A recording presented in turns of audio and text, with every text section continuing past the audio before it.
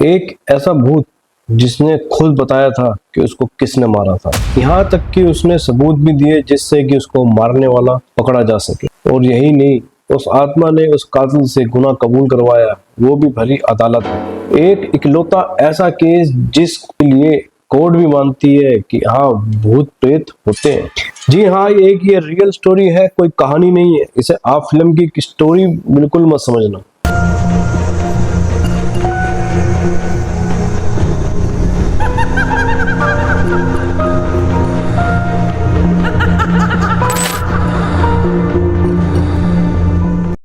ये कहानी है टेरेसिटा बासा की, जो फिलीपींस की रहने वाली थी।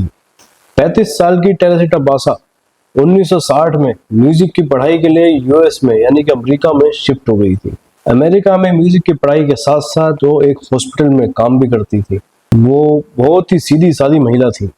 पर 21 फेब 1977 को टेरेसिटा बासा के साथ कुछ ऐसा हुआ जिसको सुनकर आपके रोंगटे खड़े हो जाएंगे।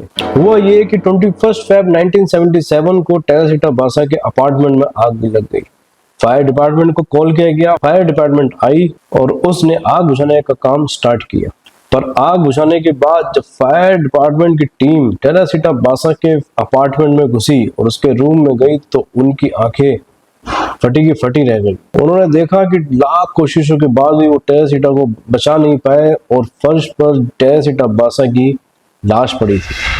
तब फायर डिपार्टमेंट वालों ने पुलिस वालों को कॉल किया। पुलिस आई और जब उन्होंने इन्वेस्टिगेशन करी तो उन्हें शक हुआ कि टेरेसिटा बासा की मौत आग में जलकर नहीं हुई है, बल्कि उसका मर्डर हुआ है। उन्होंने देखा कि टेरेसिटा बासा की लाश के ऊपर बहुत सारे गद्दे पड़े हैं और उसकी छाती में एक चाकू भी घुसाया हुआ था।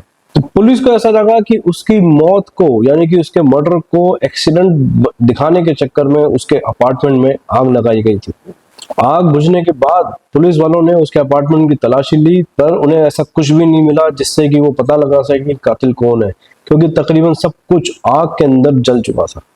पर एक नोट ऐसा था जो कि आग में जलने से बच गया। पुलिस वालों ने उस नोट को चेक किया तो उस पर लिखा था गेट टिकट फॉर एएस। अब पुलिस ने एएस नाम के बंदे को ढूंढना शुरू किया, पर उन्हें बहुत लाख कोशिशों के बाद भी उन्हें एएस नाम का बंदा कहीं नहीं मिला। वो कातिल था कौन, पर ये पुलिस नहीं ढूंढ पा रही थी।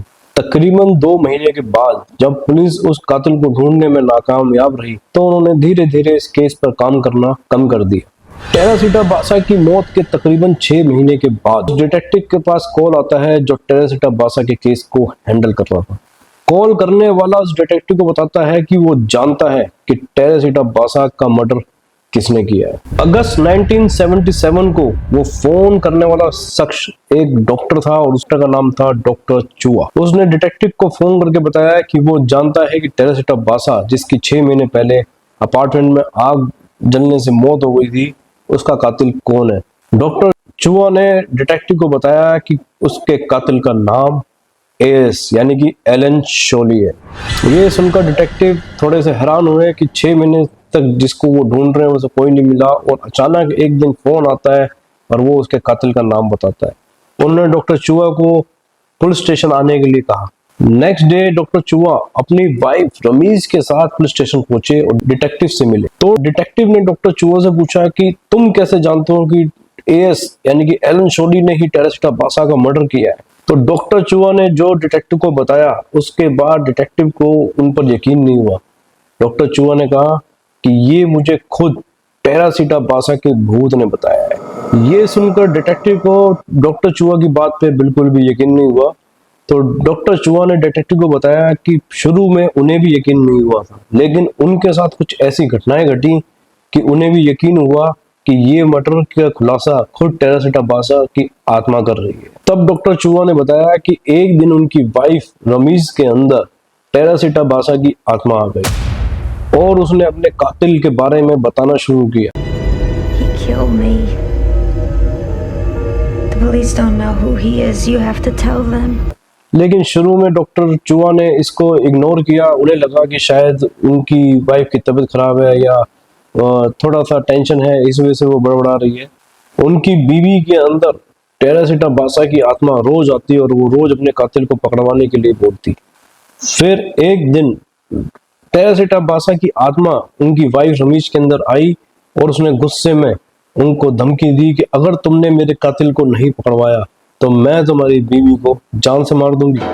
तो डॉक्टर चुआ ने उस आत्मा से यानी कि अपनी बीवी के अंदर टेरेसिटा बासा से कहा कि उनके पास कोई सबूत नहीं है, इसलिए वो पुलिस के पास नहीं जा सकते, क्योंकि अगर वो बिना सबूत के पुलिस के पास जाएंगे तो कोई भी उनकी बात का यकीन नहीं करेगा। तब टेरेसिटा बासा ने कहा कि मैं तुम्हें सबूत दूंगी। उन्होंने बताया कि उसके कातिल का नाम एलन शोली है, जो कि उनके साथ ही उस हॉस्पिटल में काम करता था जहां वो टेरेसिटा बासा भी काम करती थी। टेरेसिटा बासा ने बताया कि एलन शोली जो है पार्ट टाइम टीवी रिपेयर का काम भी करता था। टेरेसिटा का टीवी खराब था तो उन्होंने एलन शोली को कहा कि वो उसके घर आके उसका टीवी ठीक कर दे।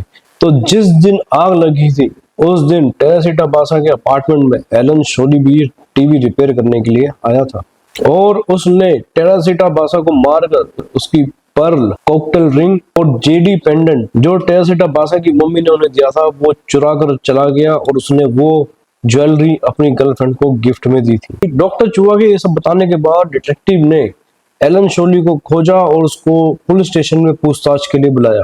एलन शोली ने डिटेक्टिव को बताया कि हाँ वो उस दिन उनके घर गया तो था, लेकिन टूल्स पूरे ना होने की वजह से वो टीवी रिपेयर नहीं कर पाया और वापसी आ गया था। लेकिन कहीं ना कहीं डिटेक्टिव को शक हुआ कि एलन शोली कुछ ना कुछ छुपा रहा है।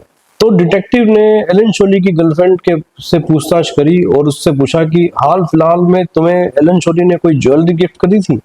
तो उसकी गर्लफ्रेंड ने बोला हाँ कि एलन शोली ने उसको कुछ ज्वेलरी गिफ्ट करी थी। तो डिटेक्टिव ने बोला कि क्या हम वो ज्वेलरी देख सकते हैं? एलन शोली की गर्लफ्रेंड ने वो ज्वेलरी डिटेक्टिव को दिखाई और डिटेक्टिव ने वो ज्वेलरी टेरेसिटा बासा के मदर फादर को दिखाई तो उन्होंने उसको पहचान लिया कि ये वही ज्वेलरी है जो उन्होंने टेरेसिटा बासा को दी थी। तब डिटेक्टिव ने एलन शोली को पकड़कर सख्ती से पूछताछ करी। तो एलन शोली ने बड़ी चालाकी से डिटेक्टिव के सामने ये तो कबूल कर लिया कि हाँ टेरेसिटा बासा की ज्वेलरी उसी ने चुराई थी, पर उसको मर्डर करने की बात उसने कबूल नहीं करी। अब चोरी का इल्जाम होने की वजह से एलन शोली को बहुत ही कम सजा हुई, क्योंकि उसको मर्डर साबित करने के लिए डिटेक्टिव के पास पूरे सबूत नहीं थे। डिटेक्टिव ने ये साबित करने की बड़ी कोशिश करी कि एलन शोली ने उसका मर्डर किया है, लेकिन सबूत ना होने की वजह से वो बच गया और उसे सिर्फ चोरी के इल्जाम में थोड़ी सी सजा हुई। लेकिन उसके बाद कुछ ऐसा हुआ कि एलन शोली खुद अदालत में आया और उसने अपना जुर्म कबूल किया। तो हुआ ये कि जब एलन शोली चोरी के इल्जाम में जेल में चला गया था तो टेरेसिटा बासा के भूत ने उसको भी तंग किया और उसे मजबूर किया कि वो भरी अदालत में आकर अपना जुर्म कबूल करे। तब उससे बहुत ज्यादा परेशान होकर एलन शोली कोर्ट में आया और उसने बताया कि उस दिन वो टूल का बहाना बनाकर उनके घर से चला गया था, लेकिन फिर बाद में वो आया अपनी प्लानिंग करके और जैसे ही वो उसके कमरे में घुसा उसने टेरेसिटा बासा की छाती में छुरा मार दिया, जिससे उसकी मौके पे ही मौत हो गई। लेकिन वो इसको मर्डर साबित ना करके एक्सीडेंट साबित करना चाहता था, इसलिए उसने टेरेसिटा बासा की लाश के ऊपर काफी सारे गद्दे डाल दिए और उसमें आग लगा दी और वहां से वो ज्वेलरी लेके भाग गया। उसने ये भी बताया कि उसने वो ज्वेलरी अपनी गर्लफ्रेंड को दी। उसके बाद कोर्ट ने उससे पूछा कि तुमने ये पहले कबूल नहीं किया था तो अब क्यों कबूल कर रहे हो?